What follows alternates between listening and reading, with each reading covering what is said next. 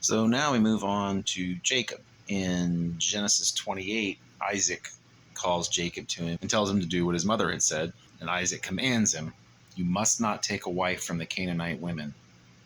Arise, go to Paddan Aram to the house of Bethuel, your mother's father, and take as your wife from there one of the daughters of Laban, your mother's brother.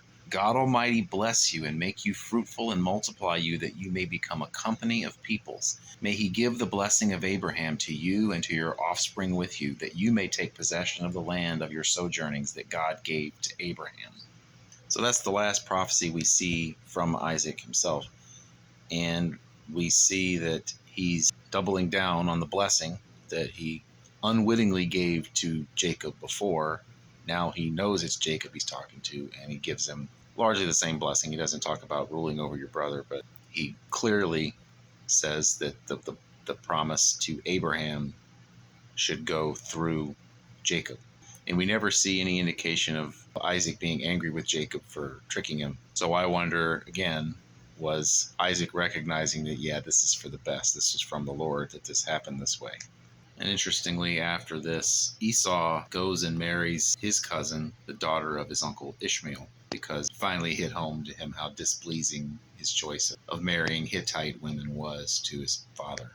So Jacob obeys his father and heads towards his uncle's place. And while he's on his way, he has the first, at least the first one we see, revelation from God. God says to him, "I am the Lord, the God of Abraham your father, and the God of Isaac. The land on which you lie I will give to you and to your offspring. Your offspring shall be like the dust of the earth, and you shall spread abroad to the west and to the east and to the north and to the south. And in you and in your offspring shall all the families of the earth be blessed.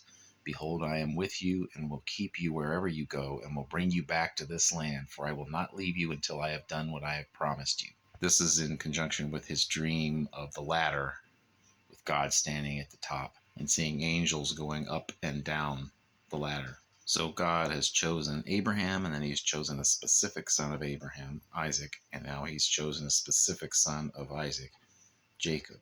And we've seen serious flaws in all three of these men. But it really isn't about them per se. This is all about getting us eventually to Jesus, all the way back from Genesis 3:15, where we read about he shall bruise your head or crush your head, speaking of the seed of the woman versus the seed of the serpent. All the way from the beginning through now and onward into the future, it's all about getting to Jesus. So what was Jacob's reaction to this? He said, "Surely the Lord is in this place, and I did not know it." And he was afraid and said, "How awesome is this place! This is none other than the house of God, and this is the gate of heaven." And he named that place House of God, Bethel. Bethel means house of God.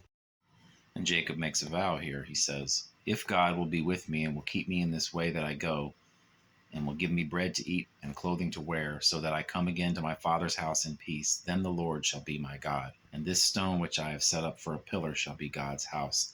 And of all that you give me, I will give a full tenth to you." In chapter 29, Jacob gets to where his uncle lives, and he meets his cousin Rachel, and basically has a love at first sight experience with her, which some have attributed to the fact that she was so good looking, but I think it's a lot more than that. He's been living among the pagans and not allowed to marry anyone there. It's just out of the question that he's going to marry any of these people. And now he finally sees someone that he actually would be allowed to marry. And not only that, his father had encouraged him to marry.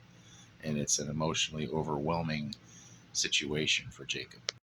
And then add to the fact that she is really good looking. He's decided this is the one he wants to marry. So he goes to her father and says, "I'll serve you for 7 years to marry her." He serves the 7 years. But when you get to the time to marry her, he finds that his uncle Laban is quite skilled at trickery, just like his mother Rebecca.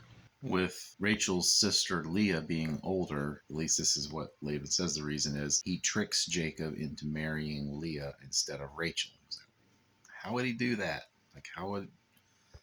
Well, it's probably was pretty easy. First, he had Leah as part of the conspiracy. 2, there was a big feast on the wedding day and probably a lot of chaos. 3, she was probably wearing a veil.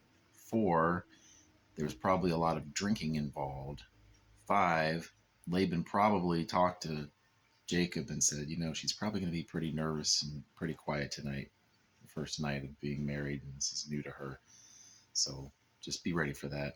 6, it was dark. 7, this was all new to Jacob too. So it was probably pretty easy for Laban to pull this off.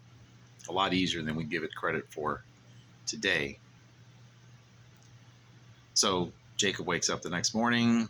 It's daylight. He looks and he doesn't see Rachel. He sees Leah and he realizes he's been tricked. So we went to confront Laban about this, and Laban said, yeah, well, see, it's not our custom just to marry off the younger before the older. But he says, okay, but finish the week, which I think there was a week-long festival for the marriage. Finish the week, and then you can marry Rachel too. But you got to serve me another 7 years, which apparently Jacob agrees to. So a week later, he marries Rachel. So now he's got 2 wives, and then serves another 7 years as payment for being able to marry Rachel. But of course, Jacob loves Rachel more than he loves Leah, and that creates a lot of conflict. But God blesses Leah with 4 boys in this chapter, and Rachel doesn't have any children. So a rivalry steps up as Rachel sees that she's not having any kids. She gets really angry. She says to Jacob, give me children or I shall die. And Jacob gets mad. So Rachel says, okay, here's my maid. Have a child with her and we'll count it as mine. And so he does that. But then Leah stops having kids and she says, well, here's my maid. Take her too. So Jacob now has 4 wives. The 2 maids have 2 children each. And then after this, Leah has 2 more sons and a daughter. Finally, Jacob has a daughter. Then finally, after 11 children, Rachel finally gets pregnant and has Joseph. And once Joseph's born, Jacob decides he's ready to go back home. However, Laban doesn't want him to leave because Jacob has made Laban very successful in a business sense. And also it's his daughters and his grandchildren who would be going away. So he makes a deal for Jacob to stay and serve even longer and be given wages from among the flocks. He's shepherding his flocks. They make a deal about which animals will be Jacob's and which animals will be Laban's, and you can read about this in Genesis 30. And Laban schemes to change the deal and try to make things go his way, but God keeps blessing Jacob. As we get into chapter 31, God appears to Jacob again. He says, return to the land of your fathers and to your kindred, and I will be with you. So he gives him a command and a promise. So Jacob tells Leah and Rachel it's time to go. You can read this conversation in chapter 31, and they agree and say, whatever God has said to you, do. So they pack up and leave without telling Laban what they're doing. Laban figures this out and starts to chase them down. There could have been a violent confrontation, except God came to Laban in a dream and said, be careful not to say anything to Jacob, either good or bad. Now, clearly, this didn't mean utter silence, because Laban actually does talk to Jacob, but he refers back to this. It is in my power to do you harm, but the God of your father spoke to me last night, saying, be careful not to say anything to Jacob, either good or bad. It's a very interesting conversation you can read in Genesis 31. I'll probably do a video about this conversation at a later date. And one more instance of trickery is Laban complains that someone among Jacob's people has stolen his household idols. It turns out that it's Rachel who took them, but while he's searching for them, she sits on them and basically blames her period for not being able to get up. And that event apparently tricks Laban well enough that he doesn't find that she's the one who stole his idols. One really interesting verse in here is verse 53, where Laban says, the God of Abraham and the God of Nahor, it's Abraham's brother, the God of their father, that's Terah, judge between us. So it seems that Yahweh was the God of not only Abraham, but his own father and his father's brother. But we see that they also served idols. So Terah was the ancestor of all of these people, and he served Yahweh, but also served idols. And this is confirmed in the book of Joshua. We'll continue with the story of Jacob in the next video.